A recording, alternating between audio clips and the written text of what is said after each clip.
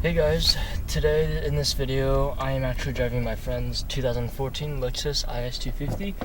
I was very fortunate enough that he allowed me to drive his car because it is nearly brand new with about 360 miles on it, and I know that he cares about this car a lot, so again I'm very privileged to drive his car today for a review. So first things first, thank you for letting me drive your car for this review.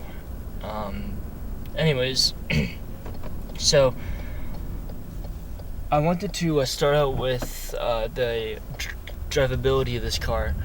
As always, you guys know Lexus is indeed a luxury brand. Drivability, control, handling, it's just superb for, normal everyday driving, not, taking it to the mountains and doing a mountain run with it or something, but there is no actual difference between this car and my 2012 Lexus IS 250, as Lexus did not change the suspension at all for this 2014 Lexus IS 250. Now, for driving though, Lexus did actually put in two other driving modes for the IS series. One of them is the eco mode, where you save on gas, conserve gas, you drive very conservatively. The other one though is where you want to drive a bit more aggressively, you want to feel more of the car. But what I did notice was that the handling does not change at all, but the throttle response in sports mode, very impressed. With my 2012 Lexus IS 250, they only had what I think is either normal mode or sports mode, because throttle response it's there, but it's not as sensitive as when I'm driving with the sports mode on in this car. But what I also realized was that when you put the car into manual sports mode while driving in sports mode, and when you put in about 30 to 40% throttle, when you're shifting from first to second, there is no lag from first to second or second to third, compared to in my 2012 Lexus IS 250, where if I'm going wide open throttle and I'm in first, I have to basically tap the paddle shifter at 5,000 RPMs for it to shift at 6,500 RPMs, because 6,500 RPMs is actually the red line for the 2012 Lexus IS 250. But for this one, if I just put in a sports mode and put 50% throttle in it and shift that exactly the red line, it'll shift into second gear. There will be no lag at all. And this is one of the things that I love most about this car, that I feel like Lexus did improve on, is the transmission. Now, comfort, very, very, very smooth, very soft, very comfortable. As you would have expected from Lexus, I could pretty much drive this car for 5 to 6 hours without feeling tired. I don't have to, I don't have to rest. I don't have to do any stops. I can pretty much drive this car for 5, 6, even probably 7 hours and not, have any back pains or, not have to stand up and stretch. Same thing with the back, actually. I've sat in the back. Very comfortable, except if there's any male or female that's, taller than 5'6" or 5'7", because I'm 5'7", and when I sat in the middle, unless if I was slouching, sitting straight up, my head would hit the top of the car. So that's the only bad part about, the IS series. But I mean, it happened in, I guess, every single one. I don't know about the IS 300, but I do know for 2006 and up, all the way up until 2014, the middle seat, just, you can't, if you're taller than 5'6" or 5'7", it'll be very annoying to sit in the middle, and that's the only, bad part about the seats. Whereas the dashboard, Lexus did a major overhaul on two aspects of the car: the interior of the car and the exterior of the car in terms of appearance. The interior, they redid the entire center console, they redid the entire dashboard. They, for this model, actually, my friend got the GPS package, which also includes a little mouse controller that they have here, which you will not find in the older IS series. Now, for the dashboard, Lexus did put in a better, more informative, more, more appealing LCD screen, where it tells you what driving mode you're in. So right now I'm in sports mode because I prefer to, drive in sports mode. I'm in sports mode. It tells you how many miles per gallon you're getting, and it shows you how many miles you have on the car. But obviously you can, change it to your liking with the available buttons on the steering wheel. The middle is another reason why I love this car, because Lexus did, instead of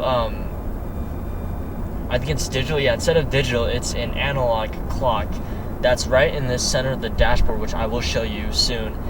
And there are less knobs and basically less knobs that you have to turn. And here's what I mean by that. I will show you guys right now.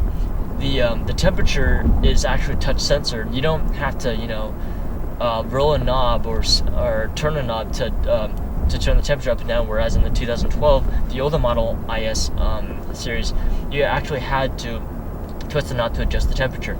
With this one, though, it's touch sensor. All you have to do is basically rub your finger on there to rub it up or rub it down to change your temperature. And the knob, though, for the power or for the audio, to turn off the audio, and to switch the radio channels if you're listening to the radio. Lexus basically gave it a very, it just seems very, very high quality knob, which, you guys will see, or you guys have already seen. And the other thing I love about the center console is the mouse, because in the older IS series, you never had the mouse. All you had was, if you had the GPS option, I think they just incorporated this into the newer IS series. The older ones, you didn't have the mouse, it was touchscreen. But as for this one, the GPS, unfortunately, it's not actually, it's not touchscreen, but you use the mouse to actually control what you want to choose in terms of the GPS. I will actually show you guys right now. So I'm going through the options, but I'm using the mouse actually to choose what options I want, and all you have to do is just tap down slightly to choose the option.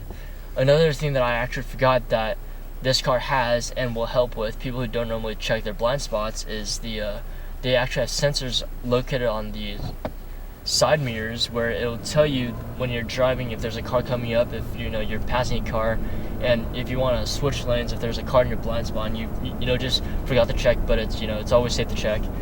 You forgot to check your blind spots, and once a car is in your blind spot, the sensor will actually light up. It'll actually start blinking, telling you that there is a car in your blind spot, and for you to basically be careful if you want to switch lanes or whatnot. So basically, in general, overall, would I trade in my car and get a 2014 Lexus IS 250? Yes, I would. Not because of the interior, because I could, in terms of, if it was comparing the appearance and the performance, I care more about the performance than the appearance. But I would trade in this car because there are 3 different modes. There's an eco, and there's normal, and there's sports mode, which is basically perfect for me and basically any other driver that likes sometimes go for a cruise or sometimes go mountain driving, because I can just switch eco for cruising and I can go sports mode for mountain driving. And another thing that I would trade this car in for would be the transmission. If you guys have seen my previous videos on me taking my Lexus IS into the mountains and driving, I basically have to manually rev match myself and all that. But the thing is, with the upshifting, like I said, in this car, there's no lag, which is why I absolutely love this car. If I got a chance to, I'd love to, take this car up for a mountain drive after it finishes its braking period. But I love to see actual full wide open throttle, and just basically feel for what it's like without having the 1 to 2 second lag. So right now I will actually show you guys what I mean by the 30 to 40% throttle and shifting. Another thing that I forgot to mention was that when you're in sports mode, actually, when you're slowing down, the computer will automatically downshift for you. Whereas in my 2012 Lexus IS 250, whenever you're slowing down, you have to manually tap the minus paddle shifter. Whereas in this car, when you're going down like 20 miles per hour, 10 miles per hour, 5 miles per hour, it'll downshift for you going from fourth to third to second to first. And that's also another thing that I like about this car, because when you're slowing down and when you're approaching a red light, but then when it's suddenly turns green, the power is already there, because the computer automatically downshifts by itself. Whereas in my car, it's a little bit more annoying, because I have to downshift, I have to manually downshift, and then that way, that's how I can get the power. So yeah, guys, that's it. Thank you for watching. I should have another video review up sometime in the next few days or so. But if you guys have any questions regarding the 2014 Lexus IS 250, feel free to comment down below. And thanks for watching, and I will see you guys later.